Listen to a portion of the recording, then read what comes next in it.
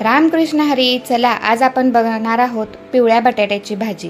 पहिला बटाटे आपण शिजवून घ्यायचे आहेत. त्यानंतर आपल्याला कढईमध्ये तेल घेऊन त्यामध्ये मोहरीचा तडका द्यायचा आहे आणि जिरे टाकायचे आहेत. मस्तपैकी भाजून झालं की त्यामध्ये हिरवी मिरची आपल्याला किती तिखट पाहिजे त्याप्रमाणे घ्यायची आहे.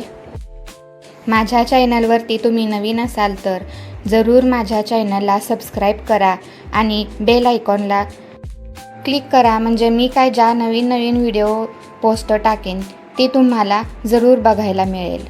आता आपल्याला कांदा भाजून घ्यायचा आहे. मस्तपैकी गोल्डन कलर येईपर्यंत कांदा भाजून घ्यायचा आहे. तुम्ही बघू शकता आपण कांदा भाजून घेतलेला आहे. आता त्यामध्ये आपल्याला हळद घालायची आहे. हळद पण मिक्स करून घ्यायची.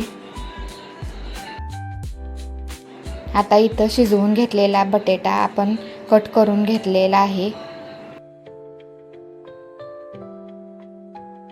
आता त्यामध्ये आपल्याला चवीनुसार मीठ घालायचं आहे आणि सगळं एकजीव करून घ्यायचं आहे.